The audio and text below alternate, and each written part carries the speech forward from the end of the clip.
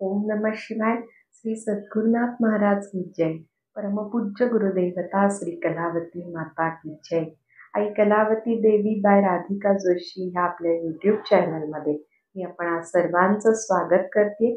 आज आपला विषय आहे की जो सगळ्यांनाच येतो, जो कोणाचा पिच्छा सोडत नाही, पण तो अचानक येतो आणि अचानक आल्याने समोरच्याचा आणि स्वतःचा घात करतो. असा हा पाहुणा आपल्याला खूप त्रासदायक ठरतो. मग त्याच्यापासून काही नुकसान आहे का फायदा आहे हे आज आपण बघणार आहोत. असा पाहुणा कोण आहे बरं? नको रे मना क्रोध हा खेदकारी, नको रे मना कामना ना विकारी, नको रे मना सर्वदा अंगीकारू, नको रे मना मत्सरू दंभ भारू. समर्थाने सांगितलंय की नको रे मना, त्याला अजिबात जवळ करू नको, कारण तो अतिशय खेदकारी त्रासदायकच ठरेल. असा हा राग आपल्या सगळ्यांना 99.99% येत असतो. फक्त कोणाची तीव्रता जास्त असते, कोणाची कमी असते, एवढंच. एखादा माणूस आपण बघतो, फॉर एक्झाम्पल मी तुळशी बागेत माझं काही कानातलं आणायला गेलेले असताना, कानातलं थोडंसं एक्सचेंज करायला गेलेले असताना त्या दुकानदाराला मी म्हटलं की मला हे फार मोठी होत आहेत कानातली, तर तुम्ही मला बदलून द्याल का? त्याच्यावर तो मला उद्धटपणे म्हणाला की एक्सचेंज होत नाही, हे आधीच सांगितलं होतं. त्यावर मी त्याला म्हणलं, अहो नाही, तुमचे जे कोण होते ना दादा, ते म्हणले की तुम्ही बदलायला आणलं तरी काही हरकत नाही. त्यावर त्या माणसाला एवढा राग आला की कोण होतं, आणि त्या माणसाने त्याच्या हातात जे काय होतं ते माझ्या समोर खाली जोरात फेकून दिलं रागाने. म्हणजे मी काहीच त्याला अर्वाच्य भाषेत बोललेले नाही, काही नाही.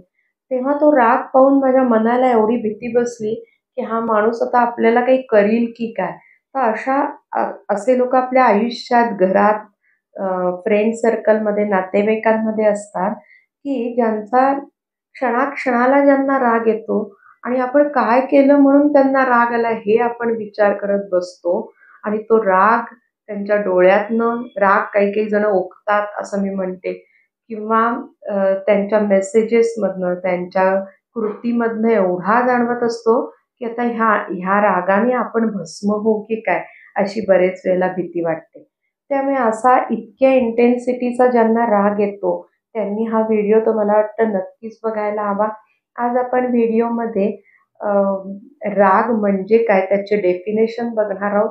त्याच्यानंतर राग येण्याने आपलं काही नुकसान होतंय का फायदा होतो, आणि कोणता राग आलेला चांगला, असं ह्या व्हिडिओमध्ये आज आपण कव्हर करणार आहोत. ह्या व्हिडिओचे 2 भाग होतील ह्या टॉपिकचे, कारण एका भागामध्ये तो कव्हर करणं अशक्य आहे, इतका तो आपल्या मध्ये सामावलेला आहे, इतका त्याला आपण आयुष्यात स्थान दिलेलं आहे. त्यामुळे 2 भागांमध्ये आपण हा विषय कव्हर करायचा प्रयत्न करूया. आता राग कधी येतो याचा विचार केला तर आपल्या मनाविरुद्ध गोष्ट घडली, एखादा कोणी आपल्याशी वाईट वागला की आपल्याला राग येतो. आता राग म्हणजे काय हे बघूया. एखादा माणूस आपल्याजवळ चुकीचं वागला, वाईट वागला, तर आपल्याला वाईट वाटणं ही भावना खूप ऑब्व्हियस आहे. तात्पुरता त्याच्याविषयी राग येणं ही भावना खूप ऑब्व्हियस आहे.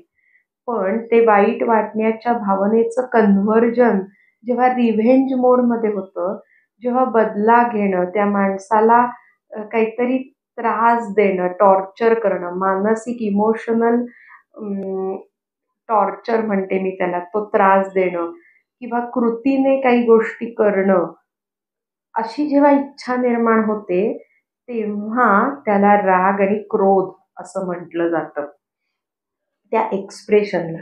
दुसऱ्याचं वाईट करावं असं जिथे वाटतं तिथे अहंकार निर्माण झालेला असतो. कारण आपल्याला वाटतं की हा माणसाची हिंमत कशी झाली माझ्याशी असं वागायची, किंवा माझ्या आयुष्यात मला पाहिजे तशा घटना का घडत नाहीयेत असं, किंवा मी मोठा, मी पैसेवाला, मी माझ्याकडे एवढी सत्ता आहे, मी राजकारणी आहे, मी मंत्री आहे, मी संत्री आहे, मी ऑफिसर आहे, मी CEO आहे, मी एवढ्या उच्च पदस्थ असून मला पाहिजे तशा घटना माझ्या आयुष्यात कशा घडत नाही आणि त्या घडत नाहीत हे मला सहन न होणं म्हणजे माझा अहंकार दुखावला जाणं आणि म्हणजे राग येणं. म्हणजे रागाला आपण अहंकाराचं प्रतीक असं पण म्हणू शकतो आपल्याला अंडरस्टँडिंगसाठी. आता या रागानी क्रोधानी आपले काही फायदे होत आहेत का नुकसान होतंय हे आपण पॉइंट्स बघूया. नित्योपासनेत सांगितलंय, द्वेषाने द्वेष क्रोधाने क्रोध प्रेमाने प्रेम वाढते, द्वेष क्रोधे दुःख जाणवते, प्रेम सुखाला भेटविते. द्वेष दुःखे द्वेष क्रोधे दुःख जाणवते म्हणजे रागाने आपल्याला दुःख पदरी पडणारे आणि प्रेमाने आपल्याला सुख मिळणारे. हे कसं ते आपण आता डिटेलमध्ये बघण्याचा प्रयत्न करूया. पहिला पॉइंट म्हणजे आपण ज्याच्यावर रागवतोय, राग म्हणजे मी सांगितलं बदल्याची भावना की सूड उगवायचा, आणि मग अशी कृती दुसऱ्या माणसावर केल्यावर त्याला राग येतो नॅचरली. त्याला राग आल्यावर तो बदला घेण्यासाठी योग्य वेळ बघत राहतो, मग त्याने बदला घेतल्यावर परत आपल्याला राग येतो, त्यामुळे आपण बदला घेतो. हे चक्र कधीच संपत नाही, ते अनएंडिंग आहे. मग ते थांबवायचं असेल, द्वेषाने द्वेष वाढणार, प्रेमाने प्रेम वाढणार. त्यामुळे जर आपण एखाद्याचा राग केला तर समोरचा आपला करणार, परत आपण त्याचा करणार, हे चक्र चालू राहतं आणि त्याने दुःखच भोगावं लागतं.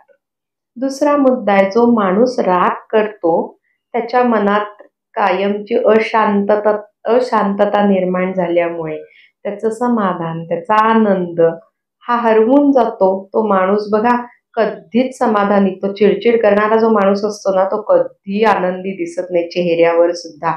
आणि माझ्यासारखा जो माणूस असतो की असंख्य लोकांचे अपमान सहन करतो, तो माणूस मात्र खुशाल चेंडू असतो.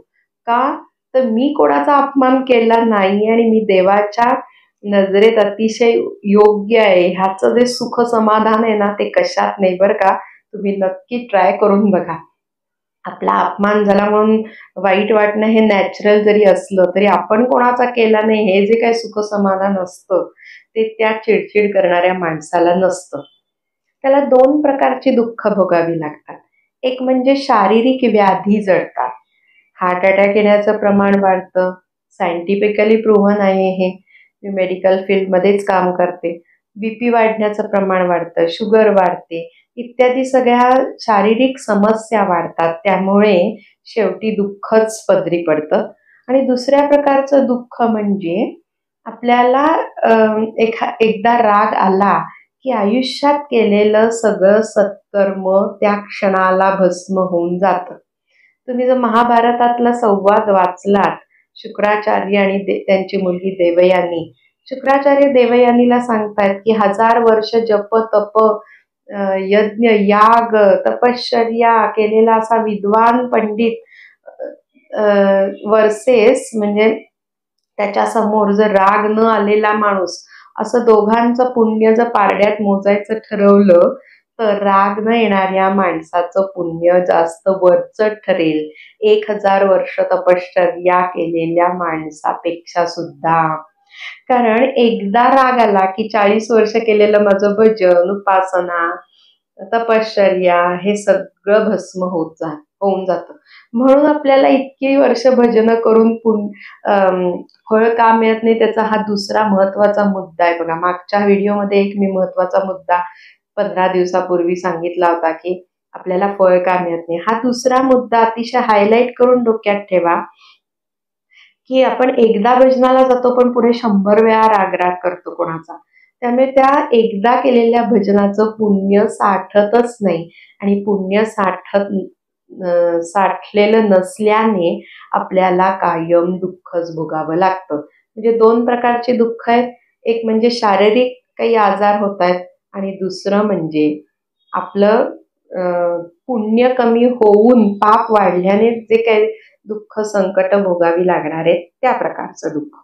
आता तिसरा पॉइंट आहे, राग म्हणजे काय की बदला घेण्याची वृत्ती. रागाने आपण एखाद्याचा बदला घेतला की समोरच्याला राग येतो, मग तो बदला घेण्याची योग्य वेळ शोधत राहतो. त्याने आपला बदला घेतल्यावर आपण परत रागवतो, आपण परत बदला घेतो.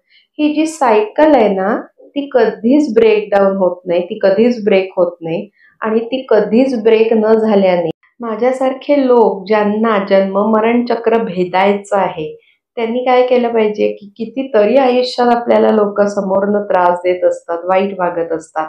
पण त्यावेळेला जर आपल्या नवीन वाईट कर्मात भर घालायची नसेल, तर तो त्रास देवाची इच्छा म्हणून आनंदाने जर सहन केला, तर ती जी सायकल आहे ती तिथे ब्रेक होऊन आपलं कर्म वाढत नाही. कर्म न वाढल्याने पापामध्ये वाढ होत नाही आणि पापामध्ये वाढ न झाल्याने जन्म मरण चक्रातनं मुक्त होण्याचा रस्ता मोकळा होऊ शकतो.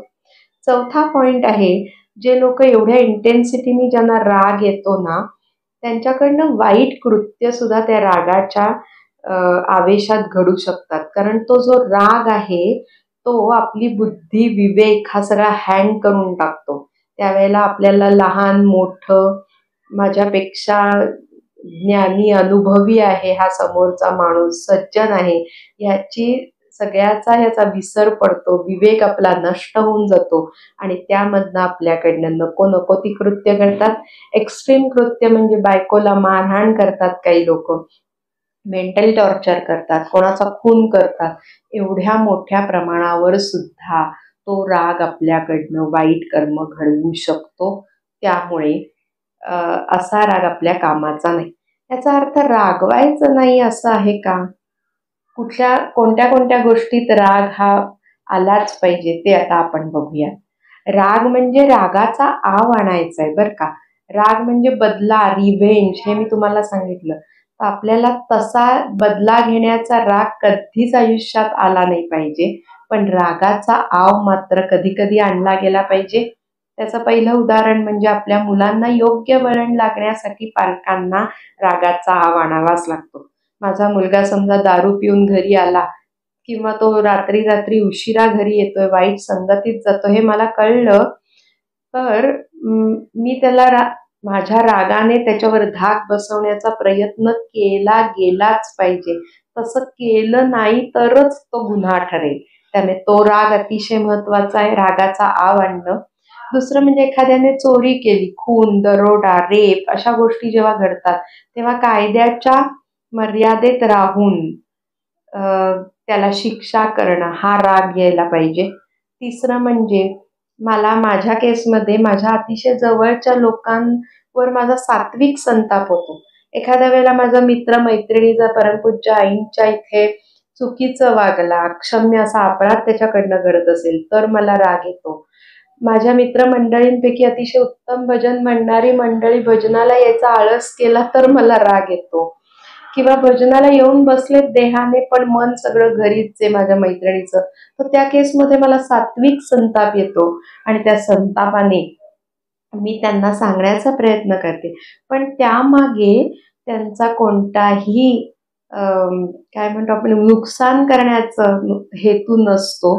शुद्ध हेतू हा असतो की परमपूज्य आईंना आवडण्यासारखं सगळ्यांकडनं वागणं घडून सगळ्यांचं दुःख लवकरात लवकर दूर व्हावं आणि ज्यांच्या अंगात क्वालिटीज आहेत भजनाच्या, त्यांनी जास्तीत जास्त सेवा करून पुण्यपदरी घेऊन आपण दुःखमुक्त व्हावं, हा त्याच्यामागे शुद्ध हेतू असतो.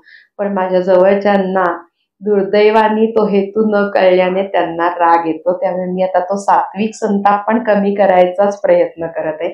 पण हा संताप अतिशय चांगला आहे, तो दुसऱ्याच्या भल्यासाठी आहे, त्याच्यातनं दुसऱ्याचं काहीही नुकसान होणार नाही. अजून कोणता राग आलाच पाहिजे की शत्रूने आपल्या देशावर समजा आक्रमण केलंय, तर माझी सैन्य हातावर हात ठेवून न रागवता बसलं नाही पाहिजे. त्यावेळेला राग येणं हे अतिशय महत्वाचं आहे. पाचवा म्हणजे गुरूंच्या मार्गात, आता मी जिथे मार्गदर्शक म्हणून जाते तिथे काही कोणी लबाडी केली, तिथे काही चुकीच्या गोष्टी जर घडत असतील, अधर्माने वागणं घडत असेल, तर तिथे रागाचा आव मला आणावा लागतो बऱ्याच वेळेला.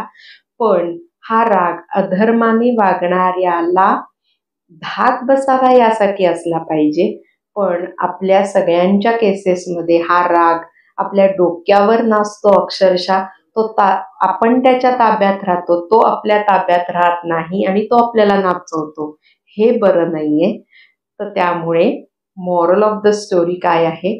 रागाने सुख, समाधान, आरोग्य, पुण्य या सर्वांचा ऱ्हास होत आहे. ते सगळं आपण घालवून बसवतो. मग अशा रागाचा काय बरं फायदा आहे? ज्याला सुख हवंय त्याने तो राग सोडलाच पाहिजे. मॉरल ऑफ द स्टोरीचा दुसरा महत्वाचा मुद्दा आहे की राग हा अतिशय मोठा शत्रू आहे. त्याच्या एवढा आपला कोणी शत्रूच नाही. तो चांडाळ आहे म्हणलं तरी हरकत नाही. आपण जातीभेद करून एखाद्याला अस्पृश्याची वागणूक देतो, पण त्याऐवजी राग नावाच्या व्हायरसला आपण अस्पृश्याची वागणूक देऊन आपल्या आयुष्यातनं हद्दपार केलं पाहिजे. तसं केलं नाही. त्याउलट आपण आपल्या हृदयात त्याला मोठं स्थान दिलेलं आहे, त्याच्याशी दोस्ती केलेली आहे. पण अशी दोस्ती हार्ट अटॅक सारखे आजार घेऊन येऊ शकते, किंवा अशी दोस्ती आपल्या आयुष्यात पाप वाढवणारी ठरू शकते, आपलं दुःख वाढवणारी ठरू शकते. त्यामुळे रागाला लवकरात लवकर हद्दपार करणं आपल्या भल्याचं ठरेल. आता पुढच्या भागात भाग 2 मध्ये आपण रागाला कसं सत्कारणी लावायचं आणि रागावर कसा कंट्रोल विजय मिळवायचा हे बघण्याचा प्रयत्न करूयात. धन्यवाद.